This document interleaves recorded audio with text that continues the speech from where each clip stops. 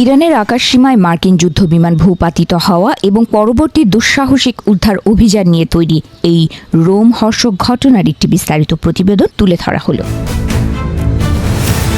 Uranium চুরি নাকি উদ্ধার অভিযান? ইরানের চাঞ্চল্যকর দাবি ও আমেরিকার সিক্রেট মিশন, তেহরান ও ওয়াশিংটন সংঘাতের এক নতুন অধ্যায়। ৩ এপ্রিল দক্ষিণ পশ্চিম ইরানের আকাশে চূর্ণ বিচূর্ণ হয় একটি মার্কিন F-15A স্ট্রাইক ঈগল। মুহূর্তের মধ্যেই আগুনের গোলায় পরিণত হয়ে আকাশ থেকে আছড়ে পড়ে অত্যাধুনিক এই যুদ্ধ বিমানটি। আর এই ধ্বংসাবশেষ থেকেই শুরু হয় এক শ্বাসরুদ্ধকর নাটকীয়তা। বিমানটি ধ্বংস হওয়ার পর থেকেই নিখোঁজ ছিলেন মার্কিন অস্ত্র সিস্টেম অফিসার। পাইলটকে দ্রুত উদ্ধার করা সম্ভব হলেও ঘন অন্ধকার আর পাহাড়ি অঞ্চলের প্রতিকূলতায় নিখোঁজ অফিসারের সন্ধানে শুরু হয় মার্কিন ইতিহাসের অন্যতম দুঃসাহসিক সার্চ অ্যান্ড রেস্কিউ অপারেশন, যে অভিযানে খরচ হয়েছে প্রায় $50 কোটি। ৫ এপ্রিল মধ্যরাতে ইরানীয় ভূখণ্ডে অতর্কিতে হানা দেয় মার্কিন বাহিনী। আকাশপথে ডানা মেলে A-10 থান্ডারবোল্ট, ব্ল্যাক হক হেলিকপ্টার আর MQ-9 রিপার ড্রোন। অন্ধকার চিরে কমান্ডোরা নেমে পড়েন ইরানের মাটিতে। বোমা বর্ষণ আর অবিরাম গুলি বৃষ্টির মাধ্যমে ইরানি সেনাদের ঠেকিয়ে রেখে উদ্ধার করা হয় আহত সেই মার্কিন সেনাকে। তবে এই বিজয় উল্লাসের মাঝেই বোমা ফাটিয়েছে তেহরান। ইরানের পররাষ্ট্র মন্ত্রণালয়ের মুখপাত্র ইসমাইল বাঘাই এক বিস্ফোরক বিবৃতিতে দাবি করেছেন, উদ্ধার অভিযানের আড়ালে আসলে বড় কোনো ডাকাতি করেছে আমেরিকা। তার মতে এটি ছিল বিশ্ববাসীর চোখে ধুলো দেওয়ার একটি প্রতারণামূলক অভিযান।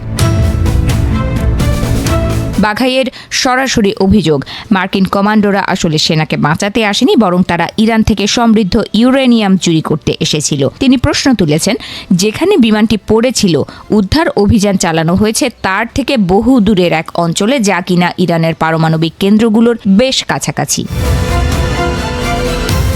তবে ইরান মার্কিন সেনাদের এই অভিযান পুরোপুরি ভণ্ডুল করে দেওয়ার দাবি করেছে। তেহরান বলছে উল্টো বিমান আর সরঞ্জাম খুইয়ে মার্কিন সেনাদের পালাতে হয়েছে।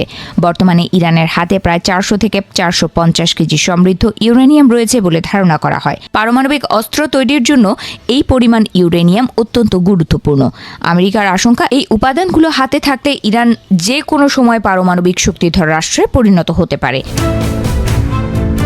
এর আগে গত সপ্তাহে মার্কিন প্রভাবশালী পত্রিকা ওয়াল স্ট্রিট জার্নালে এক প্রতিবেদনে জানিয়েছিল, ডোনাল্ড ট্রাম্প প্রশাসন ইরান থেকে ইউরেনিয়াম সরিয়ে নিতে একটি স্থল অভিযানের পরিকল্পনা করছে।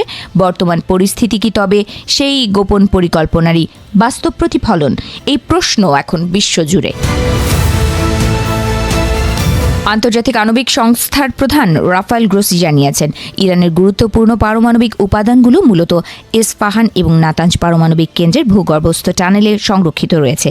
ঘটনাচক্রে মার্কিন উদ্ধার অভিযানটিও ইস্পাহান প্রদেশের দক্ষিণ অঞ্চলেই পরিচালিত হয়েছে বলে খবর পাওয়া গেছে।